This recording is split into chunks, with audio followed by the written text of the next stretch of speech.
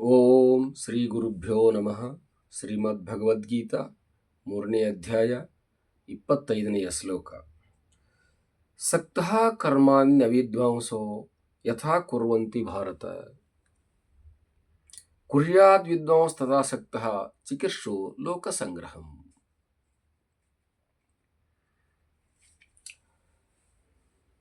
Arjuna, as the unwise act with attachment, so should the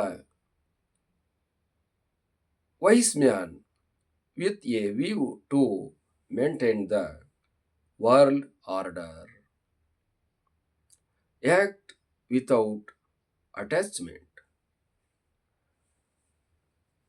Arjuna, ನೋಡು, ಜ್ಞಾನ ಇಲ್ಲದಿರತಕ್ಕಂಥ ಮನುಷ್ಯನು ಹೇಗೆ ಕರ್ಮವನ್ನು ಮಾಡುತ್ತಾನೆಯೋ,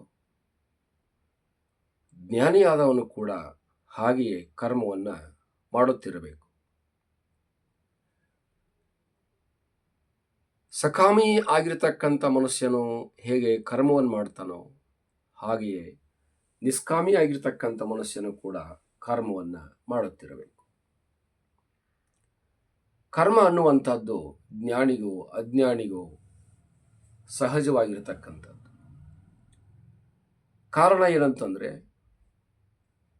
ಸರ್ವ ಇಂದ್ರಿಯಗಳು ಪ್ರಾಣಗಳು ಕ್ರಿಯಾತ್ಮಕ ವ್ಯವಸ್ಥೆಯನ್ನು ಹೊಂದಿದವು. ಚತುರ್ಮುಖ ಬ್ರಹ್ಮನು ಇಂದ್ರಿಯಗಳನ್ನು ಬಹಿರ್ಮುಖವಾಗಿ ನಿರ್ಮಾಣ ಮಾಡಿದ್ದಾನೆ.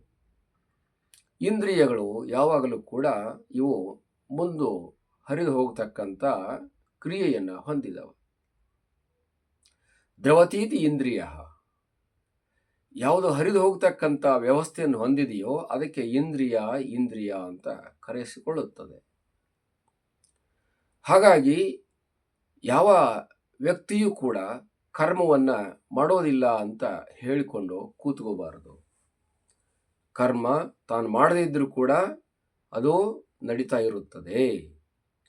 ಕರ್ಮವನ್ನು ನಡೆಯುವುದರ ಜೊತೆಗೆ ಅರಿವನ್ನು ಇಟ್ಟುಕೊಂಡು ಮಾಡುತ್ತಿದ್ದರೆ ಹೆಚ್ಚು ಶ್ರೇಯಸ್ಕರ. ನೀರು ಹರಿದು ಸಮುದ್ರವನ್ನು ಸೇರಿದರೆ ಯಾವುದಕ್ಕೂ ಉಪಯೋಗ ಆಗಲಿಲ್ಲ. ಆ ನೀರು ಹರಿದು ಹೋಗುವಾಗ ಹೊಲಗದ್ದೆಗಳಿಗೆ ಹಾಯಿಸಿಕೊಂಡಾಗ ಅದು ಬೆಳೆಯನ್ನು ಬೆಳೆಯುವುದಕ್ಕೆ ಸಹಾಯ ಮಾಡುತ್ತೆ. ಉತ್ತಮವಾಗಿರ್ತಕ್ಕಂಥ ಫಲವನ್ನು ಪಡೆಯಬಹುದು ಅದೇ ನೀರಿನಿಂದ. ಹಾಗೆಯೇ ಇಲ್ಲಿ ಆಗ್ತಕ್ಕಂಥ ನಡೆಯತಕ್ಕಂಥ ಕ್ರಿಯಾ ಕರ್ಮಗಳೆಲ್ಲವೂ ಕೂಡ ಅರಿವಿನಿಂದ ಹೊರಟವು ಅಂತಂದರೆ, ಅರಿವಿನಿಂದ ನಡೆದವು ಅಂತಂದರೆ ಅವುಗಳಿಗೆ ಉತ್ತಮವಾಗಿರ್ತಕ್ಕಂಥ ಬಲ ಬರುತ್ತದೆ, ಉತ್ತಮವಾಗಿರ್ತಕ್ಕಂಥ ಶ್ರೇಯಸ್ಸು ಸಿಗುತ್ತದೆ. ಹಾಗಾಗಿ ಮಾಡುವಂಥ ಕರ್ಮ ಸಹಜವಾಗಿ ನಡೀತಾ ಇರುತ್ತದೆ. ಅದರ ಜೊತೆಗೆ ಅರಿವನ್ನು ಇಟ್ಟುಕೊಂಡು ಮನಸ್ಸಿನಿಂದ ಬುದ್ಧಾಪೂರ್ವಕವಾಗಿ ಆ ಕರ್ಮಗಳನ್ನು ನಿಷ್ಕಾಮದಿಂದ ಮಾಡಿದಾಗ ಇನ್ನಷ್ಟು ಹೆಚ್ಚು ಸೌಂದರ್ಯ ವರ್ಧಿಸುತ್ತದೆ, ಸೌಖ್ಯವು ಲಭ್ಯವಾಗುತ್ತದೆ.